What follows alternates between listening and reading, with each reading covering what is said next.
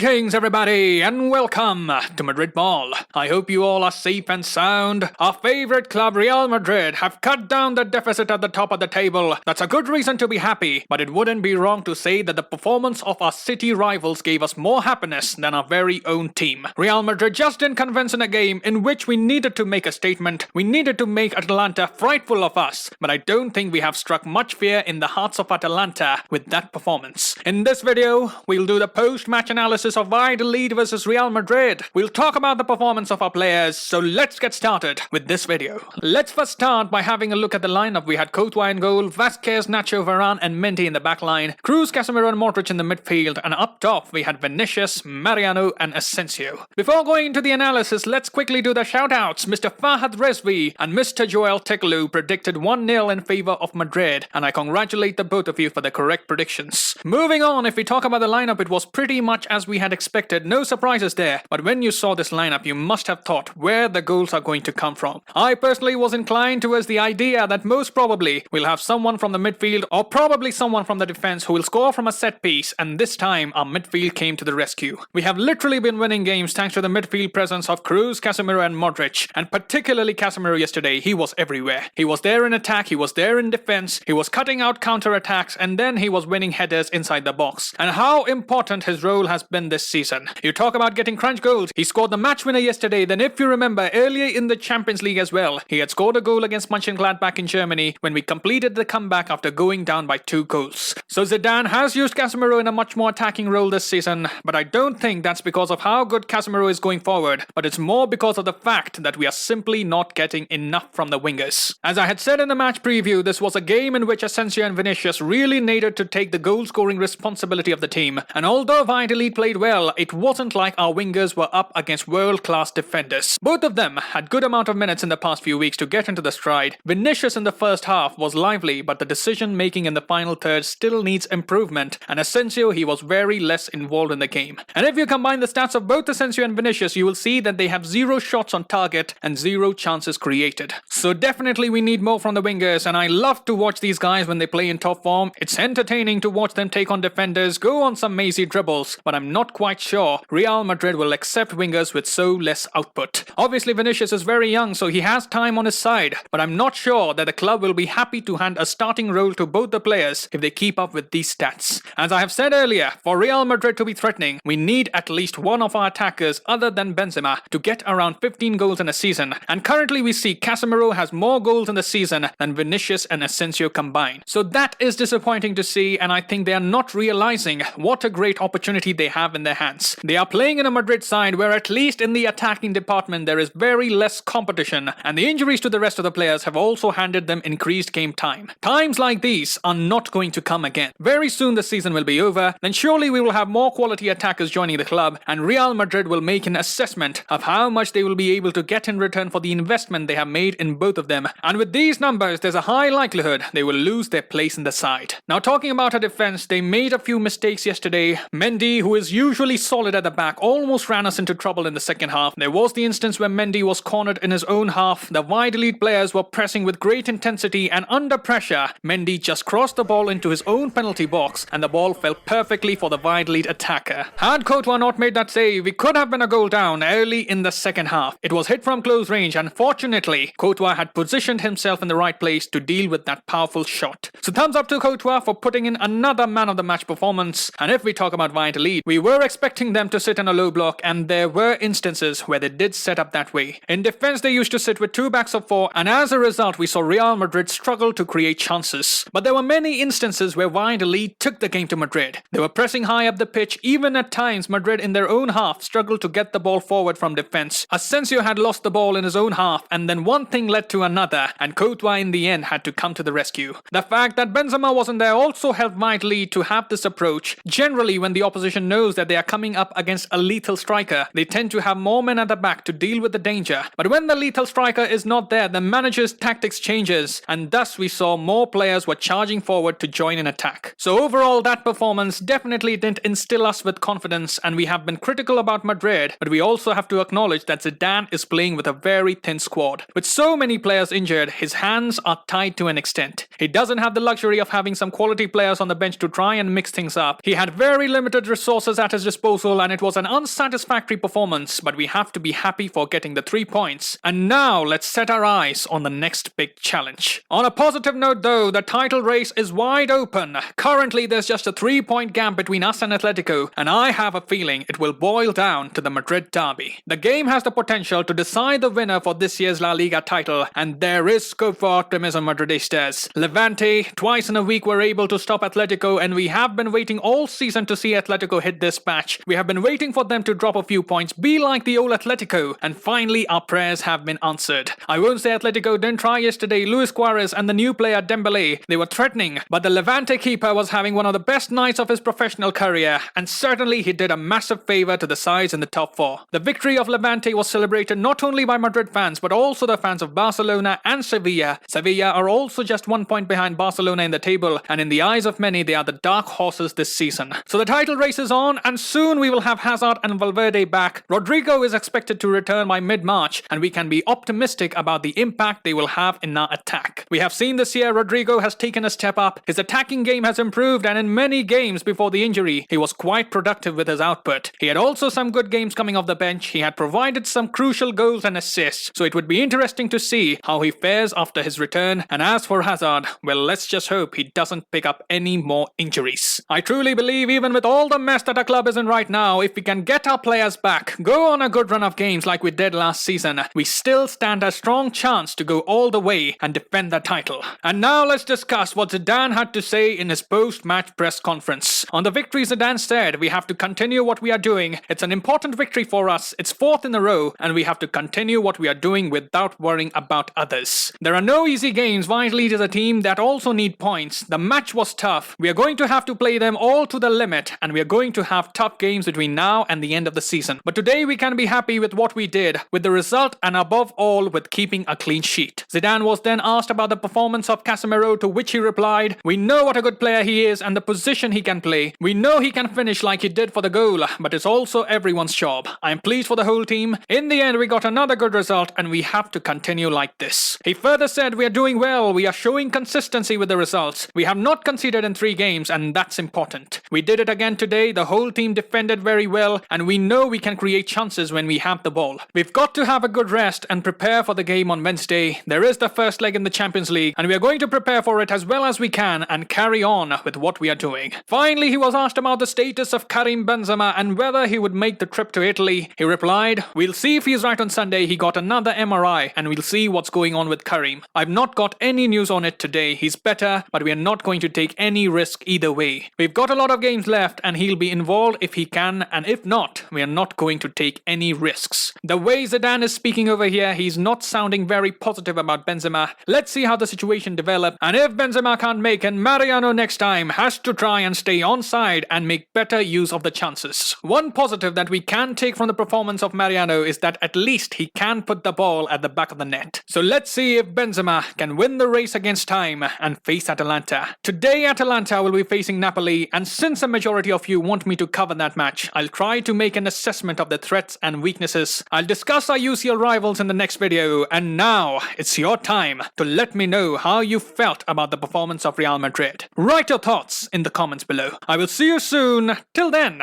take care, glory to Madrid, and as always, a la Madrid.